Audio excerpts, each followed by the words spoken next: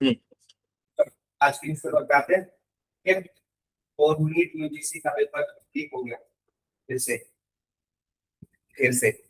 ऐसे कहना पड़ रहा है मतलब एनटीए के इतने सारे पेपर लीक हो चुके हैं, 2017, 2024, 2000, उसके अलावा भी कितनी बार, मतलब सात, आप पिछले 2017 से सात आठ पेपर, सात आठ नहीं, और मतलब 98 पेपर्स लीक हो चुके हैं अप्रॉक्स, है ना, पिछले जब से बीजेपी सिंस 2014 है वो डेटा। ठीक है, बहुत ज्यादा पेपर लीक हो रहे हैं।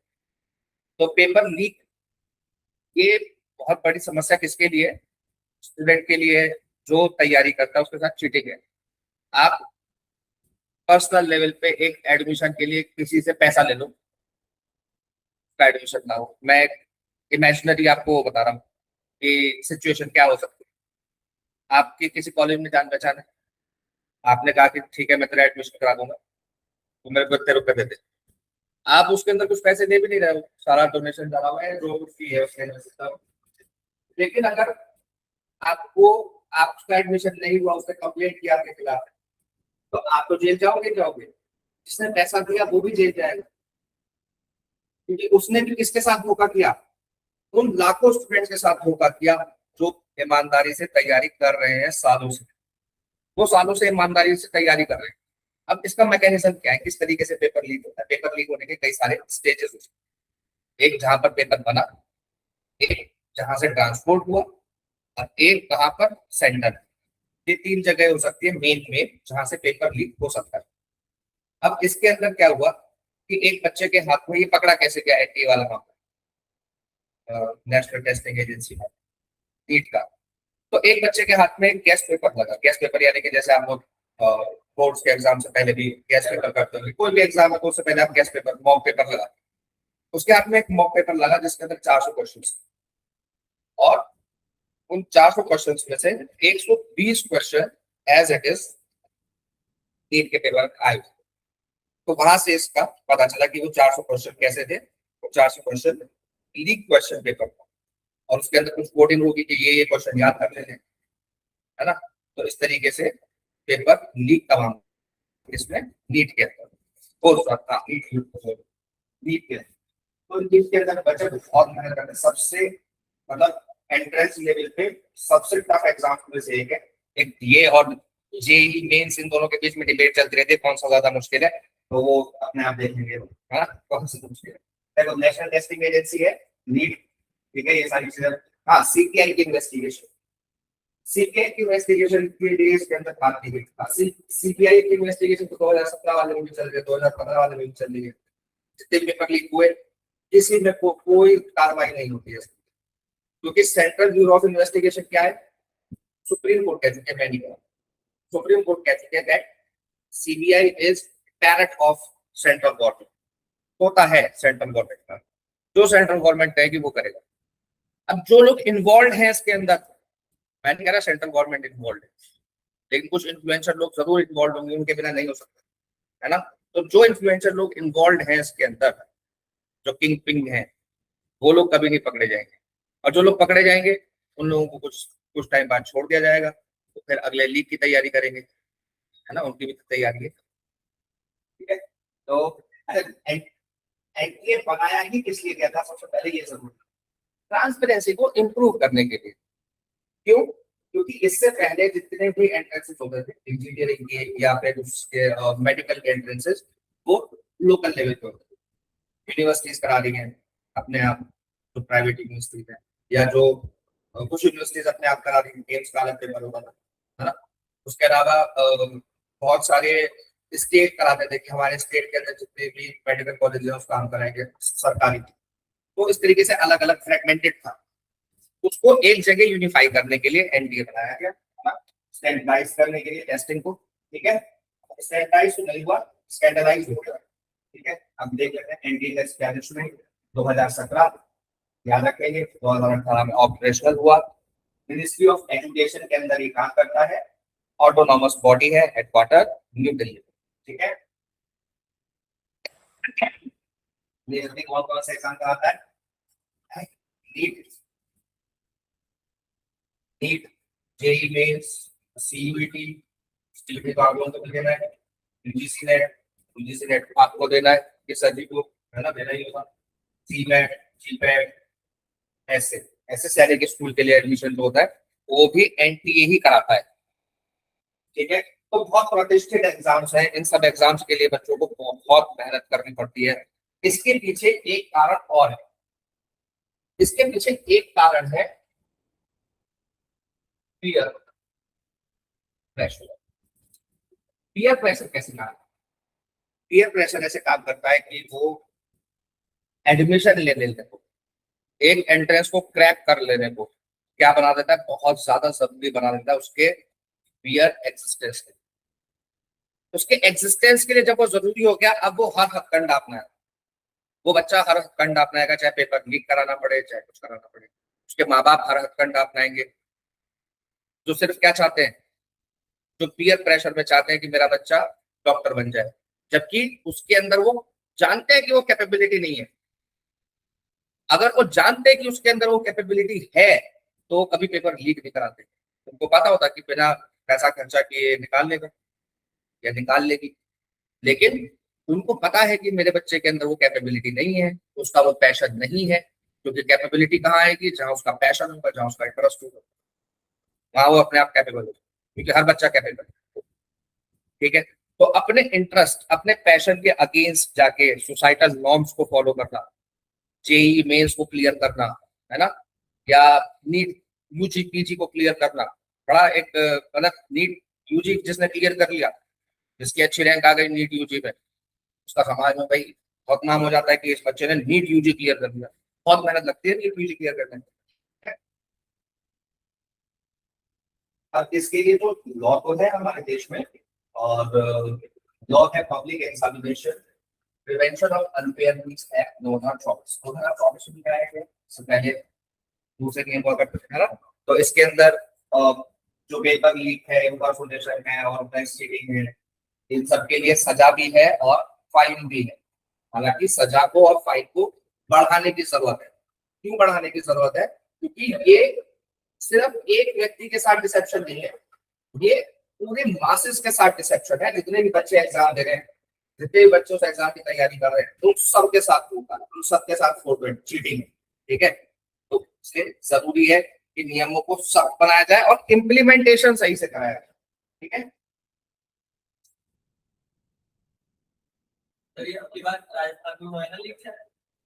महाराष्ट्र का कोई व्यक्ति पकड़ा गया इसमें, महाराष्ट्र से, पता नहीं राजस्थान से कह तो रहे हैं, एपिसेंटर वॉज राजस्थान की, राजस्थान से लीक होना शुरू हुआ, फिर सारे में स्प्रेड हुआ।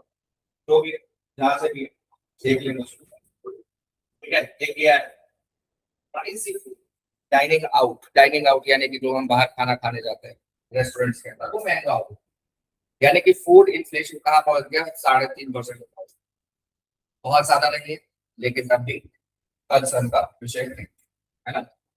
अब देखो कुछ चीजें अभी हाल फिलहाल में चेंज हुई है, रिफॉर्म हुई है, तो सबसे पहले उनको देखेंगे कि देखो सबसे पहले ये समझो कि सीपीआई है, सीपीआई के आप लोग जो खाना खरीदते हैं, यूज खरीदते हैं, transport, housing, clothing, health care, education services, जितनी भी सर्विसेज ले रहे हैं, मेडिकल सर्विसेज, आईटी की सर्विसेज, कंप्यूटर की सर्विस, जो भी सर्विसेज आप ले रहे हैं, वो सब किस पे आ जाता है, वो सब आ जाता है सीपीआई। मतलब सीपीआई के अंदर ये सारी चीजें आती है, फूड यानी कि आपके गुड्स एंड सर्विसेज दोनों काउंट होते हैं इसमें कंज्यूमर प्राइस इंडेक्स में। कंज्यूमर प्राइस इंडेक्स क्या है, आपने कहा कि सर मैंने मैगी का पैकेट खरीदा था 2012 में, 10 रुपए 8 रुपए का था, अब 12 रुपए का हो गया मैगी का पैकेट, तो ये क्या हो गया, ये इन्फ्लेशन हो गया, कंज्यूमर प्राइस इंडेक्स में काउंट हो गया, क्या 15 का हो, ठीक है, 15 का हो गया मैगी का पैकेट। ठीक, तो जो 8 रुपए का या 10 रुपए का था वो कितने का हो गया, 15 का हो गया। आपने एक ईयर से कंपेयर किया, किससे, 2012 से। तो अभी तक हम लोग 2012 से कंपेयर करते आ रहे हैं, अब हम 2024 से कंपेयर कर रहे हैं। ठीक है, अब हमारा बेस ईयर चेंज हो गया, इसको याद रखेंगे, इंपॉर्टेंट क्वेश्चन है कि बेस ईयर चेंज हो गया है, क्या हो गया है, 2024 हो गया। अब क्या बोलेंगे कि 2024 में 12 रुपए का था और 2026 में अब 15 रुपए का खरीदना पड़ रहा है, तो ये क्या हो गया, नया इन्फ्लेशन यानी कि सीपीआई। सीपीआई क्या होता है? कंज्यूमर प्राइस इंडेक्स बोलते हैं। कंज्यूमर प्राइस इंडेक्स यानी कि इससे क्या निकल के आता है, याद रखेंगे, रिटेल इन्फ्लेशन। कंज्यूमर प्राइस यानी कि क्या, हम जो सामान दुकान से खरीद रहे हैं उसके प्राइस का इंडेक्स। तो हम कैसे खरीद रहे हैं? हम खरीद रहे हैं रिटेल में, तो इसको बोलते हैं रिटेल इन्फ्लेशन। एक होता है WPI, wholesale price index. Wholesale price index से क्या निकल के आएगा? Wholesale inflation. Wholesale price index के अंदर एक चीज ध्यान रखेंगे, केवल और केवल गुड्स होते हैं, सर्विसेज नहीं। क्या नहीं होती है? सर्विसेज इसके अंदर इंक्लूड नहीं होती है, क्योंकि सर्विसेज को होलसेल में कैसे बेचेंगे? सर्विसेज को तो होलसेल में नहीं बेच सकते ना। डॉक्टर को दिखाने जाना तो ये तो नहीं कह सकते कि साहब मेरे को थोक के भाव इलाज कर दो, आज 4-5 बीमारियां साथ लेके आया हूँ, सबका इलाज कर दो थोक के भाव, थोड़ा पैसा कम लगा देगा। पैसा कम लगा लेगा लेकिन उसके अंदर ठीक है। आइटम बास्केट इंक्रीज किया गया है, पहले 99 आइटम्स थे, इसके अंदर अगर हम फूड इन्फ्लेशन की बात करें, सॉरी सीपीआई की बात करें, तो 299 से 358 कर दिया गया। फूड इन्फ्लेशन का वेटेज जो है 45% से घटा के 36% कर दिया गया। ओवरऑल इन्फ्लेशन के अंदर की बात कर रहे हैं, ठीक है। ज्योग्राफिकल एक्सपेंशन किया गया, कुछ 1100 से बढ़ा के गांव कुछ ज्यादा कर दिए, है ना, शहर ज्यादा कर दिए, गांव भी ज्यादा कर दिए। और ये याद रखेंगे, डेटा रिलीज कौन करता है? डेटा रिलीज करता है नेशनल स्टैटिस्टिकल ऑफिस, और वो किसके अंदर काम करता है? मॉस्फी। मॉस्फी यानी कि ministry of statics and programme implementation, ठीक है। आगे बढ़ते हैं। मेजर रीजन क्या है इन्फ्लेशन बढ़ने के हमारे इस टाइम पे? कि फूड प्राइसेस ज्यादा हो गए। क्यों हुए? क्योंकि सप्लाई चेन डिसरप्टेड है। इसको हम कनेक्ट कर सकते हैं स्ट्रेट ऑफ हॉर्मुज से। स्ट्रेट ऑफ हॉर्मुज से। लेकिन एक चीज देखेंगे कि हीट वेव जो चल रही है उसकी वजह से भी क्रॉप डिसरप्शन हो रहा है, और क्रॉप डिसरप्शन की वजह से फूड प्राइसेस बढ़ रही है, ठीक है। लॉजिस्टिक्स इश्यूज है, ट्रांसपोर्ट महंगा हो रहा है। हालांकि अगर हम देखें इस इंडेक्स की बात करें तो एक बड़ी इंटरेस्टिंग चीज है कि ट्रांसपोर्ट इन्फ्लेशन नेगेटिव हो गया है, -0.01%। ट्रांसपोर्ट इन्फ्लेशन जिसके अंदर ऑयल यूज होता है, यानी कि डिमांड, ठीक है, डिमांड, ठीक है, meaning passenger transport service became cheaper despite food inflation, ठीक। उसके अलावा अल्निनो कंसर्न्स है ना, ज्योग्राफिकल फैक्टर्स जो है, वेस्ट एशिया का भी चल रहा है, पूरा सप्लाई चेन डिसरप्टेड है। अब इसको कंट्रोल कैसे करेंगे? कंट्रोल करने के लिए आरबीआई है ना, कंट्रोल करने के लिए कौन है? आरबीआई है। एक सेकंड रुको।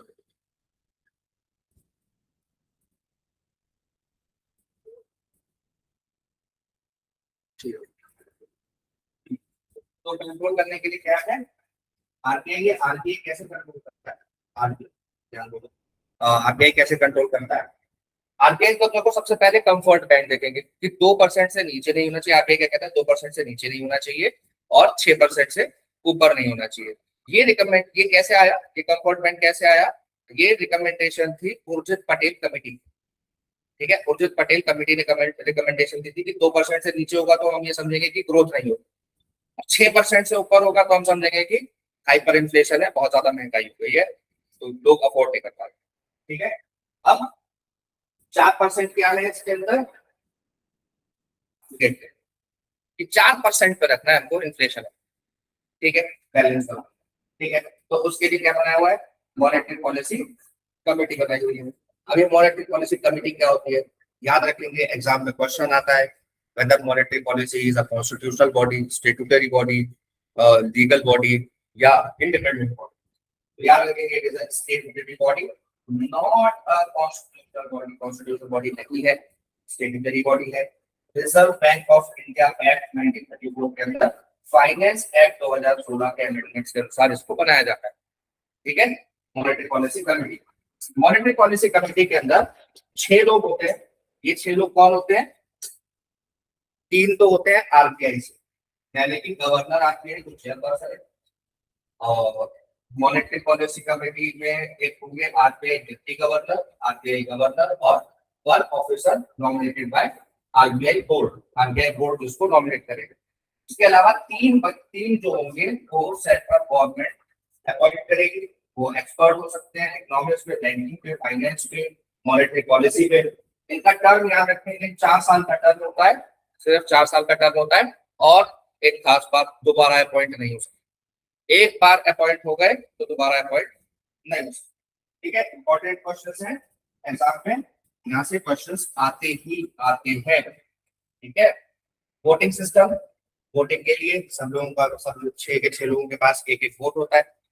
जो आरबीआई का गवर्नर है वो कास्टिंग वोट डालता है, यानी कि जब डिवाइड बराबर, आप बिल्कुल आ सकता है, ये देखना पड़ेगा, मैं खुद भूल गया।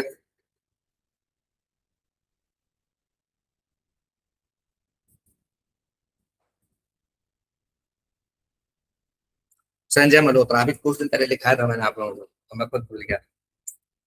ठीक है, संजय मल्होत्रा। ठीक है, संजय मल्होत्रा कौन है? आरबीआई के गवर्नर है। ठीक है, तो रफली साल में 6 मीटिंग्स होती हैं इनकी। हर 2 महीने में एक मीटिंग होती है मॉनेटरी पॉलिसी कमेटी की। क्या करता है मॉनेटरी पॉलिसी कमेटी? कि हमारे देश के अंदर जो इन्फ्लेशन है उसको कंट्रोल करने का काम करता है। उसके लिए कुछ मैकेनिज्म, जैसे सबसे इम्पोर्टेंट है रेपो रेट। रेपो रेट क्या होता है?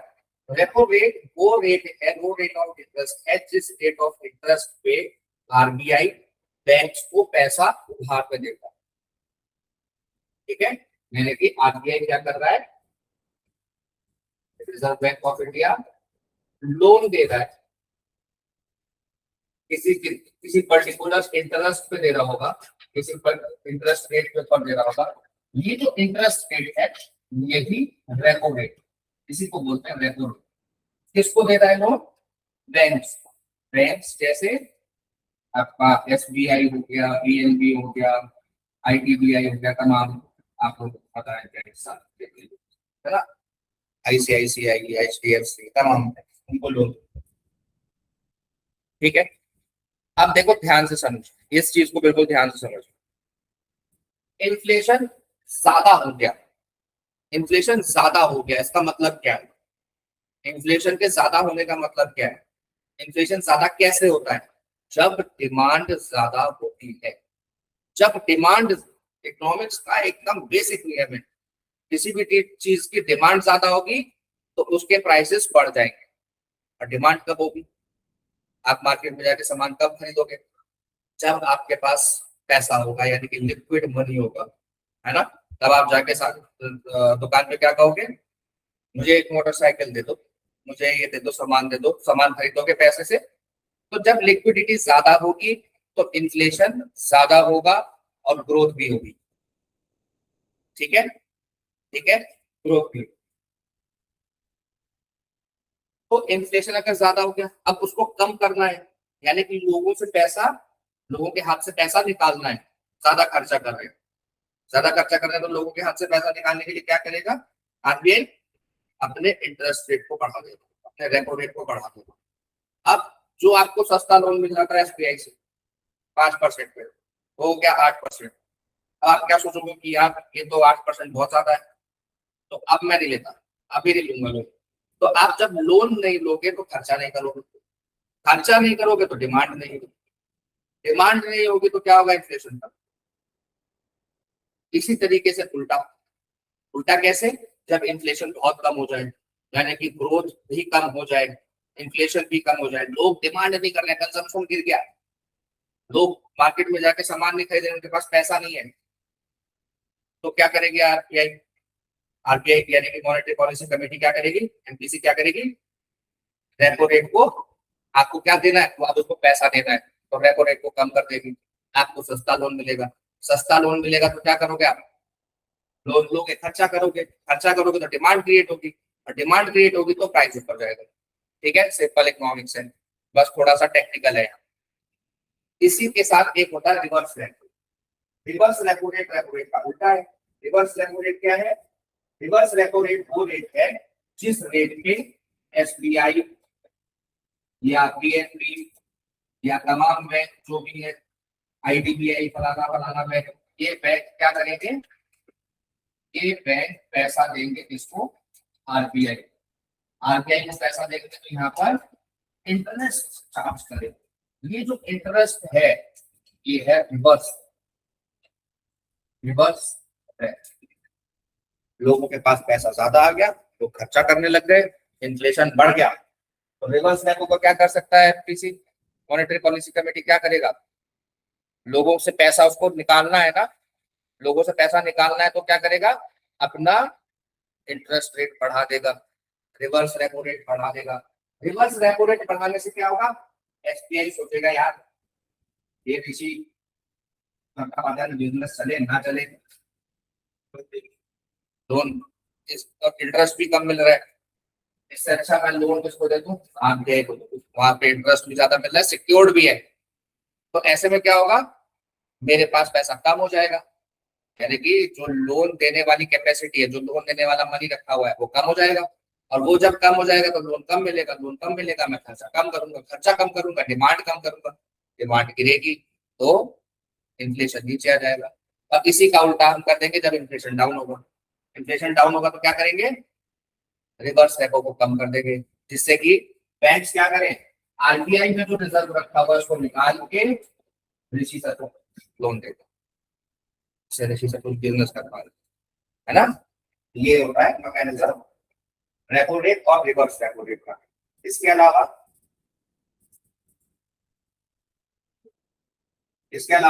सीआरआर एक मैकेनिज्म है। सीआरआर यानी कि कैश रिजर्व रेशियो।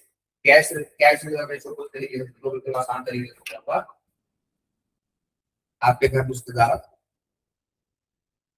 आपको 500 रुपए देके चले गए, आपको 500 रुपए देंगे, मम्मी ने बोला कि इसमें से 100 रुपए ही खर्च करना, 100 रुपए तो तुम अपने पॉकेट में रखो खर्चा करने के लिए, 400 रुपए रिजर्व में डाल दो। 400 रुपए रिजर्व में डाल दो तो आपके पास क्या हो जाएगा? पैसा कम हो जाएगा, है ना? तो सीआरआर क्या होता है?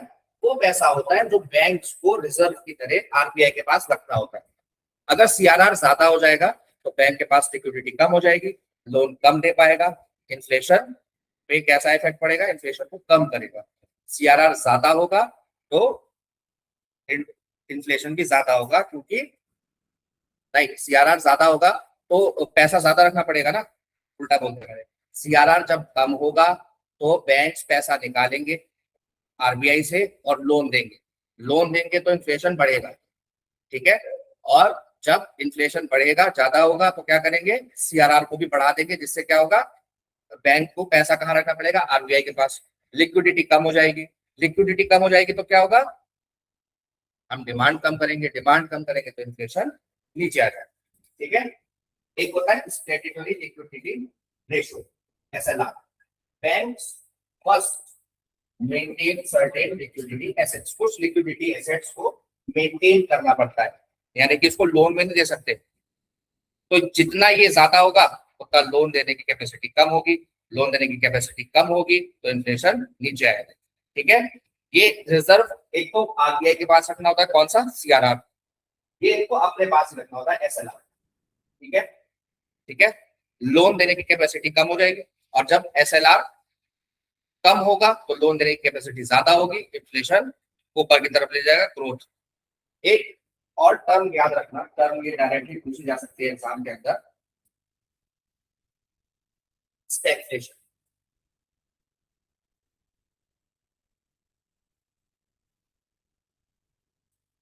स्टैग्फ्लेशन क्या होता है? जब इन्फ्लेशन तो बढ़ रहा हो लेकिन इन्फ्लेशन के साथ ग्रोथ ना बढ़ रही हो, ग्रोथ ना बढ़ रही, जब ग्रोथ क्या हो जाए? स्टैग्नेंट हो जाए, लेकिन इन्फ्लेशन बढ़ रहा है, तो दो शब्दों को मिला के बना है स्टैग्फ्लेशन, ठीक है? ये टर्म डायरेक्टली एग्जाम में पूछा जा सकता है कि स्टैग्फ्लेशन का क्या मतलब। इसके अलावा एक ओपन मार्केट ऑपरेशंस होते हैं। ओपन मार्केट ऑपरेशंस में आरबीआई क्या करता है कि कुछ सिक्योरिटीज जारी करता है, ठीक है? सिक्योरिटीज जारी करेगा, बोलेगा कि ये हमारी आरबीआई की सिक्योरिटी खरीद दो, 1,00,000 और आज से 5 साल बाद हम इसके इंटरेस्ट के साथ आपको 5 साल बाद वो दे देगा 1,25,000। ठीक है, 1.25 तो 25,000 का आपको उसमें फायदा हो गया। लेकिन हुआ क्या, और 5 इयर्स आपने अपना 1,00,000 रुपए कहाँ रिजर्व कर दिया, आरबीआई में रिजर्व कर दिया। अब ये 1,00,000 रुपए लेके आप मार्केट में तो नहीं जा सकते, ये बॉन्ड लेके आप मार्केट में तो नहीं जा सकते, मुझे फ्रिज दे दो साहब, बाइक दे दो, या आटा दाल चावल दे दो, है ना। तो ये पैसा रिजर्व हो गया, तो इससे क्या हुआ, लिक्विडिटी कम हुई, लिक्विडिटी कम हुई तो क्या हुआ, इन्फ्लेशन कम हुआ। अब इन्फ्लेशन बढ़ाना होगा तो क्या करेगा आरबीआई, इसको बाय बैक कर, इस बॉन्ड को बाय बैक कर। ठीक है,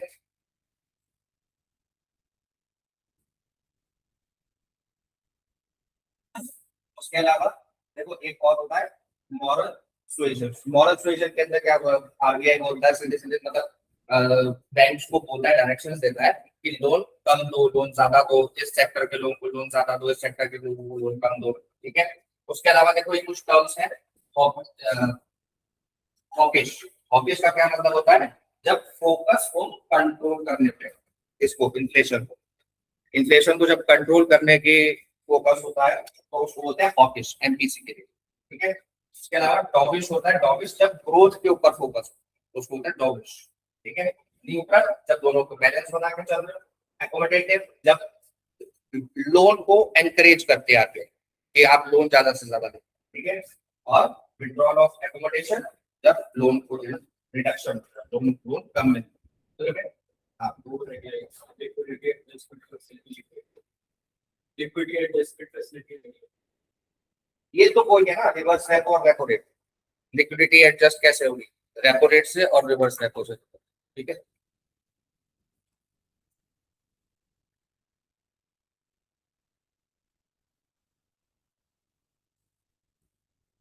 देखो इंडियन मेट्रोलॉजिकल डिपार्टमेंट ने एक ये शुरू किया है कि ब्लॉक लेवल पे हम लोग क्या करेंगे, वो करेंगे, रेंज को प्रिडिक्ट करेंगे ब्लॉक लेवल पे। अभी तक किस लेवल पे होता है, मान लो मेरठ के अंदर हमें दिखाई दे रहा है आज 80% बारिश हो, मेरे एरिया में बारिश हो या ना हो मुझे पता ही नहीं है। हो सकता है कि अ, मेरठ के आसपास के इलाकों में हो जाए, यानी कि मेरठ के जो गांव के क्षेत्र है वहां पर हो जाए, शहर में हो ही ना, या शहर में हो जाए गांव में हो ही ना, है ना। तो मैं देख तो रहा है कि बारिश हो रही है, लेकिन बारिश मेरे तक पहुंच तो नहीं रही, पानी मेरे पास आ तो नहीं रहा, मैं उससे अपना इरिगेशन तो नहीं कर पा रहा, है ना। तो ऐसे में क्या है कि ब्लॉक लेवल के ऊपर जाके क्या करेंगे, आप प्रिडिक्शन करेंगे कि आपके ब्लॉक में बारिश होगी या नहीं, जिससे कि किसान पहले से प्रिपेयर कर सके और better better equipments with irrigation, है ना। इरिगेशन के लिए वो और अरेंजमेंट्स कर सके, या लेस वाटर इंटेंसिव क्रॉप को उगा सके उस समय, है ना। जैसे इंडिया के अंदर एक बहुत बड़ी समस्या है कि हम लोग हाई वाटर इंटेंसिव क्रॉप को ज्यादा उगाते हैं, जैसे गन्ना हो गया, चावल हो गया, है ना। तो 70 to 100 crops out all over India में आइडेंटिफाई किए हैं, इसके अंदर ये हाइपर लोकल वेदर फोरकास्ट करेंगे। तो इससे क्या होगा, फार्मर के साइड में कब बीज बोना है, कब इरिगेशन करना है, फर्टिलाइजर का कितना यूज करना है, क्रॉप को बेटर प्लानिंग के साथ कर सकेंगे। एआई बेस्ड एनालिसिस होगा इसके अंदर, ये ध्यान रखना कैसे होगा, एआई बेस्ड एनालिसिस होगा, हिस्टोरिक डेटा, सैटेलाइट डेटा और एटमॉस्फेरिक पैटर्न्स को स्टडी करके एआई बताएगा कि कहाँ पर बारिश होगी। ठीक है, ब्लेंडेड फोरकास्टिंग मॉडल्स, तो फोरकास्टिंग मॉडल्स उनके साथ ब्लेंडेड होगा, 4 वीक्स ड्यूरेशन के लिए बताएगा, और उत्तर प्रदेश के लिए स्पेशल। ये याद रखना, जो यूपी के पेपर देने जा रहे हैं कैसा जी, आप स्पेशली याद रखना, अगर आप यूपी का पेपर देंगे तो उसके अंदर ये पूछा जा सकता है। ठीक है, कि क्या है, उत्तर प्रदेश से मॉडल 10 डेज का है, 10 डेज तक बताएगा, और उत्तर प्रदेश का स्पेशल मॉडल कहता है कि 1 किलोमीटर तक के रिजोल्यूशन, यानी कि 1 किलोमीटर स्क्वायर के एरिया में बताएगा कि यहाँ पर बारिश होगी या नहीं होगी, ब्लॉक से भी आगे जाकर। ठीक है, ब्लॉक लेवल बड़ा होता है, ठीक है, उससे भी छोटे लेवल पे जाके कि इस 1 किलोमीटर स्क्वायर में कितनी बारिश होगी। ठीक है, इसके बेनिफिट्स तो हैं बहुत सारे, अल नीनो इज अल्नीनो आ रहा है, तो अल्नीनो के समय पे हम लोगों को इस चीज की और ज्यादा जरूरत होगी, कब बारिश होगी, कितनी बारिश होगी, इसके डेटा की और ज्यादा जरूरत होगी किसानों को। हालांकि ये किसानों तक, जो मार्जिनलाइज्ड किसान हैं, उन तक ये इन्फॉर्मेशन कभी पहुंच ही नहीं पाती, तो वो अपने हिसाब से करते रहते हैं, तो उनकी क्रॉप फेल हो जाती है। क्रॉप फेल हो जाती है तो फार्मर सोसाइटी के ज्यादा बताइए नहीं। अगर सरकार पहले से इंफॉर्मेशन पहुंचा दे कि इस साल कैसी होनी है। अल्नीनो पता है ना सबको क्या होता है? क्या होता है अल्नीनो में?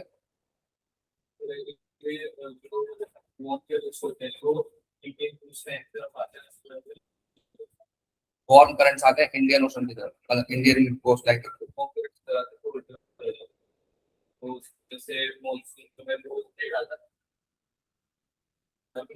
दिमाग लगाओ अपना, वार्म करंट होगा तो इवेपोरेशन कम होगा कि ज्यादा होगा,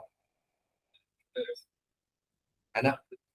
देखो, अच्छा देखो, अल्नीनो को ऐसा समझो, मैं देखो बिल्कुल आसान तरीके से समझाता हूँ। आप लोगों ने कभी बाथरूम के अंदर पानी से खेला है? बाल्टी में भर के पानी को ऐसे ऐसे किया कभी? टब में भर के, स्विमिंग पूल के अंदर कहीं तो किया होगा। पानी में तो सभी खेलते हैं, है ना? पानी का मूवमेंट कैसे होता है? मान लो ये बाल्टी है या टब है, मान लो ये टब है, आपने इधर से इस टब को थोड़ा सा उठाया और इधर किया, तो पानी इधर से पहले किधर जाएगा, यहाँ पर पानी ऐसे बढ़ जाएगा, फिर ये वेव वापस आएगी, है ना? इधर वाली दीवार से टकराएगी, फिर वापस जाएगी, उधर वाली दीवार से टकराएगी, ऐसे ऐसे ऐसे ऐसे, यानी कि एक बार पानी इधर जाता होगा, एक बार पानी इधर जाता होगा, है ना? ये काम होता है इसमें, इंडियन ओशन और पैसिफिक ओशन बहुत बड़ा है, तो 3-4 साल लगते हैं। इस मूवमेंट को 3-4 साल लगते हैं, जो हमारे बाथरूम में चंद सेकंडों में हो जाता है। यहाँ पे कितना बड़ा है? हाँ, से लेके यहाँ तक एक टब, पूरे पैसिफिक ओशन की बड़ी टब। तो जब गर्म पानी इक्वेटर उनके आसपास इकट्ठा होने लगे, यानी कि अभी उधर पानी बढ़ रहा है, तो गर्म पानी किधर इकट्ठा होगा? पेरू की तरफ, उधर, है ना, पेरू तट पे। तो जब पेरू तट पे गर्म पानी इकट्ठा होगा, तो इधर ठंडा पानी होगा, जब ठंडा पानी होगा तो इवेपोरेशन कम होगा। ऑस्ट्रेलिया, इंडिया, थाईलैंड, ये पूरा इथियोपिया, मेडागास्कर, तंजानिया, इधर सब जगह बारिश कम होगी। और जब इधर गर्म पानी होगा तो यहाँ क्या होगा? ज्यादा बारिश होगी, है ना? बाढ़ आएगी, पेरू में, इक्वाडोर में, उधर बाढ़ आएगी। फिर वही पानी इधर आएगा वापस। गर्म पानी, जब गर्म पानी इधर आएगा तो उसे बोलते हैं लानिना।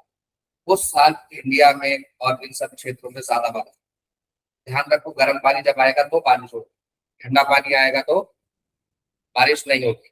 और गर्म पानी उधर इकट्ठा हो जाएगा तो बाल्टी से याद रखो, बहुत बड़ी बाल्टी, उधर पानी खसका दिया गर्म, तो उधर बारिश, और जब घूम के इधर आएगा वेव के साथ तो इधर बारिश। ठीक है, इधर आएगा लानिना, उधर जाएगा अल्नीनो। गर्म पानी उधर जाएगा, अल्नीनो, बारिश नहीं। लानिना, गर्म पानी इधर आएगा इंडिया की तरफ, और बारिश ज्यादा होगी, बाढ़ आएगी उस साल में, और दोनों ही परिस्थितियां हमारे लिए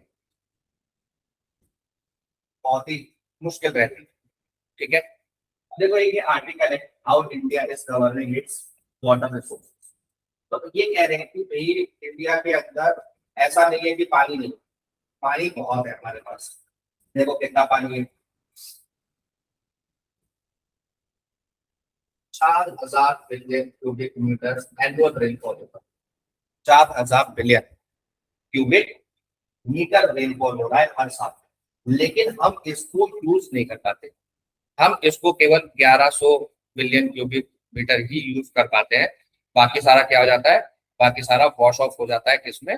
ओशन। ठीक है, ऊपर से दूसरी समस्या क्या है कि हम लोग ज्यादातर डिपेंडेंट होते जा रहे हैं ग्राउंड वाटर के ऊपर, क्योंकि रेन वाटर को तो हार्वेस्ट हम लोग कर नहीं रहे, पानी कहीं से तो लाना पड़ेगा। तो पर कैपिटा जो, अच्छा एक और बड़ा इंटरेस्टिंग पॉइंट है कि पर कैपिटा वाटर अवेलेबिलिटी जो है वो बहुत कम हो चुकी है। कितनी हो चुकी है इसमें कहीं है अभी लिखा। ये जो इंडिपेंडेंस के टाइम पे 5000 क्यूबिक मीटर पर पर्सन था, वो अब 1400 क्यूबिक पर पर्सन है। ये क्या है? अवेलेबिलिटी ऑफ वाटर पर पर्सन, प्रत्येक व्यक्ति के पास कितना पानी है। जो 5000 क्यूसेक होता था वो 1400 क्यूसेक हो गया, है ना। तो ये बहुत कम हो गया क्यूबिक मीटर। ठीक है, इसके अलावा इस आर्टिकल के अंदर ये कहना है कि इंडिया के अंदर बहुत ज्यादा पॉपुलेशन है, लगभग दुनिया की 1/5 पॉपुलेशन इंडिया के अंदर, दुनिया की 1/5 पॉपुलेशन इंडिया के अंदर। लेकिन पानी कितना है हमारे पास? फ्रेश वाटर कितना है? दुनिया का मात्र 4% फ्रेश वाटर हमारे पास। ठीक है, इसके अलावा नीति आयोग क्या कहता है? कंपोजिट वाटर मैनेजमेंट इंडेक्स निकालता है, जिसके अनुसार around 6 million people face high to extreme water stress. NITI Aayog की रिपोर्ट है। ठीक है, इसके अलावा देखो क्या कह रहा है? At the same time India receives substantial precipitation. बारिश तो पर्याप्त हो रही है, लेकिन हम उसको यूज नहीं कर पा रहे। Only 1100 billion cubic metres are considered usable. वो यूजेबल कंसीडर किया जा रहा है, तभी यूज नहीं होगा। ठीक है, इसके अलावा देखेंगे तो गवर्नेंस जो है इंडिया के अंदर वाटर मैनेजमेंट को लेके, वो फ्रेगमेंटेड है। फ्रेगमेंटेड है मतलब वो स्टेट का भी काम है, वो सेंट्रल गवर्नमेंट का भी काम है, स्टेट गवर्नमेंट का भी काम है, लोकल बॉडीज का भी काम है, म्यूनिसिपैलिटी भी कर रही है, तो विलेज के अंदर पंचायत भी कर रही है, ग्राम सभाएं भी कर रही है ना। तो सबके साथ कोऑर्डिनेशन के साथ काम करना, इतने सारी बॉडीज के साथ कोऑर्डिनेटेड काम करना, ये एक चैलेंजिंग इशू है इंडिया के अंदर। क्योंकि क्या है? Complex multi level institutional structure involving the union government, state government, local bodies, है ना। तो ये यहाँ पर कोऑर्डिनेशन करना बड़ा मुश्किल हो जाता है। ठीक है, there is also the central, देखो आप देख रहे हैं ये बहुत इंपॉर्टेंट है। At the national level the ministry of Jal Shakti serves as the nodal authority responsible for water resources, drinking water supply and sanitation. There is also the central water commission which focus on primarily surface water, जो है नदियां हो गई, lakes हो गई, Pond's हो गए, इनके ऊपर कौन फोकस करता है? Central water commission. और जो पीने का पानी है, सैनिटेशन का पानी है, उसके लिए कौन है? जल शक्ति, मिनिस्ट्री ऑफ जल शक्ति। तो सेंट्रल लेवल पे ही यहाँ पर बाइफरकेट दो अलग अलग बॉडीज हैं जो काम कर रही हैं अलग अलग तरीके के पानी के ऊपर। ठीक है, इसके अलावा देखो नीति आयोग भी काम करता है। Additionally Niti Aayog evaluates water governance performance across states, है ना। तो नीति आयोग भी इसके अंदर काम कर रहा है। ठीक है, इसके अलावा देखो सेंट्रल ग्राउंड वाटर बोर्ड है, जो ग्राउंड वाटर टेबल है उसके ऊपर काम करता है। तो सेंट्रल लेवल पे ही यहाँ पे हमें 4 बॉडीज देखने को मिले, मिनिस्ट्री ऑफ जल शक्ति, central water commission, central ground water body और नीति आयोग। 4 बॉडी तो सेंट्रल लेवल पे ही आ गई। ठीक है, इसके अलावा देखते हैं कई तरह के मिशन भी हैं हमारे। This benchmarking mechanism has helped introduce accountability and evidence-based policy making. However, India's federal government to address institutional fragmentation, the Union government has increasingly relied upon national missions that align central funding with the state level implementation. One of the most transformative initiatives has been the Jal Jeevan Mission. ठीक है, launch कब हुआ? 2019 में किया गया जल जीवन mission. इसलिए है रूरल होम्स को, हर इसका नारा ही है हर घर नल, हर घर नल। ठीक है, हर घर में नल लगाने, टैप वाटर प्रोवाइड कराने का रूरल होम्स को। ठीक है, उसके अलावा recognising the scale of task, the mission has been extended to 2028 तक इसको एक्सटेंड कर दिया गया। ग्राउंड वाटर सस्टेनेबिलिटी के लिए कौन है? अटल भूजल योजना है, which promotes participatory aquifer management in water stress regions। तो वो है कि जो एक्विफायर्स हैं, जो बोरवेल्स हैं, उसको कम्युनिटी बेस्ड बनाना चाहिए, ना कि कोई अपने घर में बोरवेल लगा रहा है। सबके घर में बोरिंग होती है आजकल, है ना। तो उसको प्रमोट करने के लिए कम्युनिटी बेस्ड होना चाहिए। ठीक है, इसके अलावा है प्रधानमंत्री कृषि सिंचाई योजना, जो माइक्रो इरिगेशन टेक्नोलॉजीज को प्रमोट करता है। ठीक है, ठीक है, इसके अलावा एक है Atal mission for rejuvenation and urban transformation. ये किस लिए है? अर्बन स्पेसेस में सीवेज ट्रीटमेंट प्लांट को और वाटर सप्लाई को और ज्यादा प्रमोट करने के लिए, ताकि सीवेज ट्रीटमेंट करके हम क्या कर सके, अपनी वाटर रिलायबिलिटी जो फ्रेश वाटर रिसोर्सेज है उसपे कम कर सके। इसके अलावा आप लोगों को पता ही होगा एक नमामि गंगे प्रोग्राम है। नमामि गंगे प्रोग्राम के अंदर जो गंगा वाटर है उसको प्यूरिफाई करना, उसको साफ करने के लिए ये मिशन है। हालांकि कितना साफ हुआ है क्या जानते हैं, तो वो सब चीजें सामने नहीं होती है। सर्कुलर वाटर इकोसिस्टम एक ये इम्पोर्टेंट है। India water governance is moving towards a more integrated circular approach. Global best practices underscore the value of wastewater use, efficient irrigation, and technological innovation. Expanding wastewater recycling in Indian cities at ease pressure और freshwater की मैंने आपको बताया। जैसे कि अच्छा ये जो अरब कंट्रीज है वहाँ पे अभी बहुत चल रही है, सारी यूएई हो गया, ये सब हो गए, तो इनके लिए भी वाटर क्राइसिस बहुत बड़ा प्रॉब्लम है। इन्होंने क्या किया, इन्होंने डीसैलिनाइजेशन प्लांट लगाए हैं और उस डीसैलिनाइजेशन प्लांट से क्या करते हैं, ये फ्रेश वाटर बनाते हैं, समुद्र के पानी से फ्रेश वाटर बनाते हैं, उसको डीसैलिनाइज करके, उसकी सैलिनिटी खत्म करके। ठीक है, तो उस उन प्लांट्स के ऊपर भी अभी ईरान ने हमला किया था, जो वाटर के प्लांट्स हैं उनके। तो ये भी वाटर क्या है, बहुत बड़ा रिसोर्स है इसका। वाटर जिसके पास है वो बहुत रिसोर्स होगा। तो आगे आने वाले टाइम में कई लोग ये भी कहते हैं कि जो थर्ड वर्ल्ड वॉर होगी या जो सिविल वॉर होगी वो वाटर के ऊपर होगी, पानी को। तो देखते हैं, ये मैंने आपको पॉइंट्स निकाली दिए थे पढ़ने का पॉइंट, तो याद रखने। एक ये एआई इंटीग्रेटेड होने जा रहे हैं हमारे कोर्स, तो एक इंपॉर्टेंट चीज है हमें याद रखना है क्या, OC code, one case one data, सब कुछ वन वन करते जा रहे हैं, है ना। One nation one election, one nation one religion नहीं है, वो हो जाएगा। तो अगर यही आते रहे तो one case one data, one case one data का क्या मतलब है, मजाक हो गया। अब इसका आ जाते हैं इंपॉर्टेंट क्या है। वन केस वन डेटा के अंदर क्या होगा, जैसे कि जो हमारा इंफॉर्मेशन है, अभी हम लोग ई कोड से निकालते हैं इंफॉर्मेशन, अगर हमें किसी केस की इंफॉर्मेशन चाहिए ई कोड पोर्टल, ठीक है, तो उसमें फ्रेगमेंटेड है। यहाँ पर किसी के ऊपर केस चल रहा है, तो मैं नोएडा का अगर सर्च करूंगा तो उसका केस नहीं निकल के आएगा, वो केस नहीं निकल के आएगा। तो वो सारे डेटा को इंटीग्रेट करके, ताकि एक जगह पर वन केस वन डेटा, एक केस का एक डेटा, अलग अलग डेटा उसके ना फ्लोट करें, तो उसके लिए वन केस वन डेटा ऐसा एक प्रोग्राम लॉन्च करने जा रहे हैं सुप्रीम कोर्ट, है ना। इसके अंदर एआई इंटीग्रेशन होगा किसका, सुसहायक, सुसहायक के नाम से।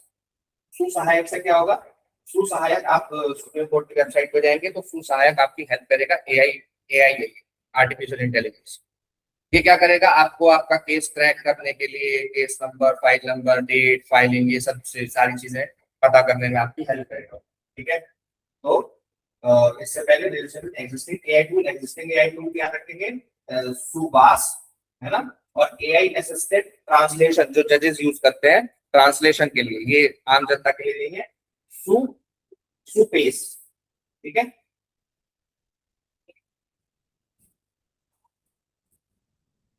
चाइना के फॉरेन इन्वेस्टर आने से चला आज, ठीक है, तो चाइना के फॉरेन इन्वेस्टर में ब्रिक्स फॉरेन इन्वेस्टर्स मीट में आने से मना करते हैं। वो कह रहे हैं कि हमारे कुछ और एंगेजमेंट्स हैं, इस वजह से हम नहीं आ सकते। ठीक है, हालांकि जो अगर इसकी हम लोग टाइमिंग देखें तो ट्रम्प शी समिट हुई है, ट्रम्प शी समिट के टाइम पे इन्होंने ब्रिक्स की मीटिंग में आने से मना कर दिया। ब्रिक्स का मेन मकसद क्या है, पैक्स अमेरिकाना को खत्म करना। What is PACS Americana, PACS Americana है जो अमेरिका को सिक्योर रखता है। वो कहते हैं कि पूरी दुनिया को सिक्योर रखता है। जैसे पैक्स अमेरिकाना के अंदर आ जाता है आपका वर्ल्ड बैंक, आईएमएफ, यूएन, ये सारा सिस्टम जो बनाया है इसको बोलते हैं पैक्स अमेरिकाना। ठीक है, ये अमेरिका की सिक्योरिटी के लिए बहुत जरूरी है और उसी को चैलेंज करता है ब्रिक्स। ब्रिक्स की समिट होने जा रही है इंडिया में। ठीक है, इंडिया के लिए बहुत ज्यादा इंपॉर्टेंट है स्ट्रेटेजिकली, क्योंकि हम ब्रिक्स के साथ साथ क्वाड, एससीओ, इन सब के भी मेंबर है और इनको बैलेंस करके चलना हमारे लिए बहुत इंपॉर्टेंट है, क्योंकि सभी देश हमारे लिए फायदेमंद है। नेशनल इंटरेस्ट किसमें है कि हम सभी देशों के साथ अच्छे संबंध बना के चले, है ना। एक और इम्पोर्टेंट पॉइंट, ये अरगाची आ रहे हैं इसको मीटिंग में। अरगाची कौन है? ईरान के फॉरेन मिनिस्टर। ठीक है, तो अरगाची आ रहे हैं लेकिन चाइना वाले नहीं आ रहे हैं। चाइना की ट्रम्प के साथ मीटिंग है। तो अच्छा, इसका एक और कारण हो सकता है, अभी पीछे इंडिया के अंदर ही जो ब्रिक्स डिफेंस मिनिस्टर्स मीट हुई थी, उसका कोई ज्वाइंट स्टेटमेंट हम लोग जारी नहीं कर पाए क्योंकि उसमें इसराइल के अगेंस्ट कड़े शब्दों में निंदा की गई, जिससे इंडिया ने विड्रॉ कर लिया। उसके अलावा अभी डी डॉलराइजेशन की बात चली थी फिर से। डी डॉलराइजेशन को में तो डॉलर का जो हेजेमनी है तो पूरी दुनिया के अंदर, उसको खत्म करना और ब्रिक्स की करेंसी में ट्रेड करने की बात चली थी, तो उससे उससे भी इंडिया ने विड्रॉ कर लिया। तो इन सब के चलते हो सकता है कि चाइना ना भेज रहा हो, लेकिन देखते हैं अभी जब ब्रिक्स समिट होगा उसके अंदर शी जिनपिंग आएंगे या नहीं आएंगे, वो चीजें काफी तय करेंगी। ऐसा भी हो सकता है कि अभी पीछे एससीओ की समिट हुई थी और उसमें हमारे मोदी जी नहीं गए। चाइना के अंदर जो एससीओ समिट हुई उसमें मोदी जी नहीं गए, तो बदला है ना, बदला लेंगे। तो कई सारे इसके पीछे कारण हो सकते हैं। ब्रिक्स हमारे लिए बहुत ज्यादा इंपॉर्टेंट है। अब मुझे ये बता दो आप लोग कि ब्रिक्स जो टर्म है सबसे पहले कहाँ से आई, किसने दी?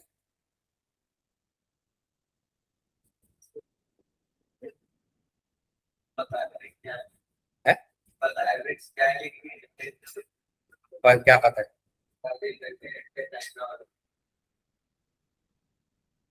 वो नहीं पूछ रहा, टर्म किसने दी, ब्रिक टर्म किसने दी? एक ब्रिटिश इकोनॉमिस्ट थे जिम ओ'नील, याद रखना, नाम पूछ लेते एग्जाम में। ब्रिक टर्म किसने दी? उन्होंने ब्रिक टर्म दी थी, ब्रिक, BRIC। ठीक है, उन्होंने कहा था कि अगर ये चार देश मिल जाते हैं, ब्राजील, रशिया, इंडिया और चाइना, तो दुनिया की बहुत बड़ी इकोनॉमिक पावर बन सकते हैं। ठीक है, तो उन्होंने कब कहा था ये? 2001 में कहा, और 2006 में हमने क्या कर दिया? 2006 में हमने ब्रिक बना दिया। 2010 में साउथ अफ्रीका इसके अंदर शामिल हो जाता है, तो हम लोग बन जाते हैं ब्रिक्स 2010 में। 2024 में सबसे बड़ा एक्सपेंशन होता है। 2024 में इजिप्ट, इथियोपिया, ईरान, यूएई और सऊदी अरब, ये पांचों देश जुड़ जाते हैं और कितने? 10 मेंबर हो जाते हैं टोटल। ठीक है, अब कई वेबसाइट्स के ऊपर आप लोगों को देखने के लिए मिलेगा कि सऊदी अरेबिया मेंबर नहीं है, लेकिन ब्रिक्स की ऑफिशियल वेबसाइट पे आप लोग जाके देखेंगे तो अब फुल टाइम मेंबर बन चुका है सऊदी अरेबिया। ठीक है, अर्जेंटीना को भी इनविटेशन भेजा गया था, अर्जेंटीना ने रिजेक्ट कर। ठीक, इसके अलावा जो इम्पोर्टेंट समिट्स हैं, 2006 का बिगनिंग, 2009 का ब्रिक्स समिट हुआ, फर्स्ट ब्रिक्स समिट है ना, first BRICS foreign ministers meeting 2006 में, 2009 में फुल फ्लेजेड समिट हुआ, कहाँ पे? यातनबर्ग, रशिया में। 2010 में साउथ अफ्रीका ज्वाइन होता है, ब्रिक्स बन जाते हैं। 2014 में नेशनल डेवलपमेंट बैंक बन जाता है, कहाँ पर है इसका हेडक्वार्टर? शंघाई में, याद रखो, बहुत इंपॉर्टेंट।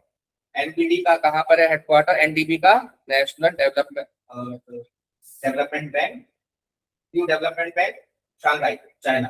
2015 में कंटिजेंट रिजर्व अरेंजमेंट बन जाता है, CRA। CRA किसको काउंटर करने के लिए बनाया गया? IMF। अगर किसी भी मेंबर कंट्री को इकोनॉमिक क्रंच है तो वो यहाँ से पैसा ले सकता है। इसके अलावा 2024 में एक्सपेंशन हुआ कजान। ठीक है, कजान कहाँ पर है? रशिया में। ठीक, रिफॉर्म, और उसके अलावा ऑब्जेक्टिव्स क्या है? देखो ब्रिक्स के अगर ऑब्जेक्टिव्स मेंस में लिखने के लिए आते हैं या वैसे आते हैं, करना मुझे क्या है सब ऑब्जेक्टिव क्या है? Reform global governance. Global governance यानी कि वही जो मैंने आपसे शुरू में बात की, पैक्स अमेरिकाना को खत्म करके, यूएस को, IMF को, इसको खत्म करके अपना सिक्योरिटी काउंसिल अपना खुद का बना। ठीक है, उसके अलावा प्रमोट मल्टीपोलर वर्ल्ड ऑर्डर, जो यूनिपोलर वर्ल्ड ऑर्डर बनना जा रहा है उसको मल्टीपोलर यानी कि सभी लोगों का लॉ बेस्ड होना चाहिए, लॉ बेस्ड काम होना चाहिए sir. Economic cooperation, trade facilitate करते हैं, डिजिटल इकोनॉमी फैसिलिटेट करते हैं, एनर्जी इंफ्रास्ट्रक्चर, फाइनेंशियल इंटीग्रेशन है ना। हालांकि कन्फ्लिक्ट्स बहुत ज्यादा है क्योंकि इंडिया चाइना के पीछे बहुत ज्यादा कन्फ्लिक्ट है, बॉर्डर इश्यूज है ना। लद्दाख को लेके बॉर्डर इश्यूज हैं, उधर सिक्किम को लेके बॉर्डर इश्यूज हैं, सिक्किम को नहीं, अरुणाचल को लेके बॉर्डर इश्यूज है। तो वो बॉर्डर इश्यूज हैं, उसके बावजूद हम दोनों एक ही ग्रुपिंग में है, जो कि काफी इंपॉर्टेंट हो गई। ठीक है, तो साउथ साउथ कोऑपरेशन की बात करते हैं इसके अंदर। तो साउथ साउथ कोऑपरेशन यानी कि जो डेवलपिंग कंट्रीज है उनकी बात तो रखी जानी चाहिए। देख लो, न्यू डेवलपमेंट में फोर्टालेजा समिट में हुआ था 2014, फोर्टालेजा समिट याद रखें, शांघाई में इसका हेडक्वार्टर है। इसके अलावा CRA कितना है, $100 बिलियन का है, और सबसे बड़ा कॉन्ट्रीब्यूटर चाइना है इसमें। ठीक है, किसी चीजें याद रखेंगे। इसके बाद ये देखो वियतनाम जा रहे हैं हमारे, तो हम लोग उनको ब्रिक्स, वो ब्रिक्स हम लोग उनको क्या बेचने की, मोस्ट बेचने की कोशिश कर रहे हैं, ताकि हम लोग उनको पूरा मोस्ट बेच सके। तो उसी डील को फाइनलाइज करने के लिए ये अभी कहाँ जा रहे हैं, वियतनाम जा रहे हैं। वियतनाम वैसे भी स्ट्रेटेजिकली हमारे इंपॉर्टेंट है, हम लोग कई बार डिस्कस कर चुके हैं कि चाइना की जो 9-9 पॉलिसी है उसके तहत जो वो हाई सी के ऊपर अपना कब्जा जताता है, तो उसको काउंटर करने के लिए, क्योंकि ऐसा है ना कि सिर्फ अगर 9-9 दे भी दे, हम ये कहें कि हमारे देश का क्या लेना 9-9 से, और हम दे भी दे, हम उसको परसू करना छोड़ दें, तो 12-9 है, 12-9 में वो आधा पैसिफिक ओशन पे कब्जा करने की बात करता है। ठीक है, तो ऐसे एक्सपेंशनिस्ट प्रोग्राम्स को अगर हम बढ़ावा देंगे तो धीरे धीरे इंडियन ओशन सारे पे कब्जा करने की बात करेगा, तो उसका इन्फ्लुएंस वैसे भी इंडो पैसिफिक में बहुत ज्यादा है। तो उसको काउंटर करने के लिए जरूरी है कि हम कुछ ग्रुपिंग्स बना के रखें, जैसे क्वाड एक ग्रुपिंग है जिसको जिसको जिसको हम यूज करते हैं चाइना के अगेंस्ट, इसलिए ताकि उसको हम काउंटर कर सके इंडो पैसिफिक रीजन के अंदर। क्वाड के अंदर कौन कौन से मेंबर्स हैं?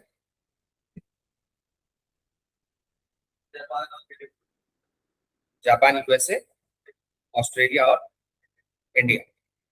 जापान, USA, ऑस्ट्रेलिया और इंडिया। तो ये बना क्यों था क्वाड? ये सुनामी में, जब सुनामी आई थी ना, तो सुनामी में जो लोग डिस्ट्रेस थे उन लोगों तक ह्यूमैनिटेरियन एड पहुंचाने के लिए बना था शुरुआत। लेकिन बाद में फिर चाइना के इन्फ्लुएंस को काउंटर करने के लिए चारों देश साथ में आते हैं। उसके बारे में हम लोग डिटेल में डिस्कस कर लेंगे किस दिन। इंपॉर्टेंट है, आप लोगों के एग्जाम में पूछा जाता है, पहले भी हम लोग डिस्कशन कर चुके हैं इसके ऊपर। ठीक है, तो चीजों को रिवाइज करते रहो, इंपॉर्टेंट होता है। तो हम लोग कहा थे वियतनाम पे, तो वियतनाम साउथ चाइना सी के अंदर ही एक बहुत इंपॉर्टेंट इन्फ्लुएंशियल है, जो चाइना के डोमिनेंस के अगेंस्ट खड़ा रहता है साउथ चाइना सी। तो इसलिए हमारा इंपॉर्टेंट पार्टनर है, स्ट्रेटेजिक पार्टनर है। Iran wants of enriching uranium two 90% purity. Iran के गवर्नमेंट ने देखी आएगा तो हम ऐसा न्यूक्लियर बम बना क्यों बना देंगे। अब देखो एक और यहाँ पर पॉइंट है, स्टेट ऑफ जिब्राल्टर। ये भी दुनिया का एक बहुत बड़ा चौक पॉइंट है, जिब्राल्टर वाटर्स। ये जिब्राल्टर, तो जिब्राल्टर में क्या किया, USA ने अपना सबमरीन लाके खड़ा कर दिया। अब कैसा सबमरीन? Nuclear powered submarine. तो ये एक तरीके से क्या दिखाना चाहता है कि हम तुम्हारे ऊपर कभी भी न्यूक्लियर हमला कर सकते हैं। तो ईरान को तो मिर्ची लग गई, तो ईरान ने बोला कि हम भी न्यूक्लियर बम बनाने गए, तुमने हमारे ऊपर हमला करने की सोची, यहाँ पे अगर खड़ा रखा तो ये अभी इशू चल रहा है। तो सीज फायर की तो बात नहीं हो रही है, सीज फायर का उसने ठुकरा दिया। सीज फायर के लिए प्रपोजल भेजा था ईरान ने पाकिस्तान के थ्रू, और US ने उसको ठुकरा दिया। पाकिस्तान भी उसको बड़ी का बकरा बन गया। क्या होता है? इसके अलावा मैंने आप लोगों को पढ़ने के लिए एक आर्टिकल निकाला है, society at large and person culture where safety of children is collective responsibility। तो ये एक केस स्टडी की तरह इन्होंने दिया है, आप लोगों के लिए एग्जाम के लिए इंपॉर्टेंट है, क्लाइंट वालों के लिए। ठीक है, ठीक है, किसी को कोई डाउट हो तो पूछ सकते हैं, कोई डाउट नहीं है? चलिए ठीक है, फिर आज के न्यूज़पेपर में इतनी ही इंपॉर्टेंट न्यूज है। इसके अलावा भी एक आर्टिकल जो मैंने आप लोगों को बताया था स्टार्टिंग में, वो मैं आप लोगों के साथ शेयर कर दूंगा। किसा जी कोई डाउट? सर PDF भेज दीजिएगा। हाँ जी, हाँ जी, thank you sir. Thank you, good night.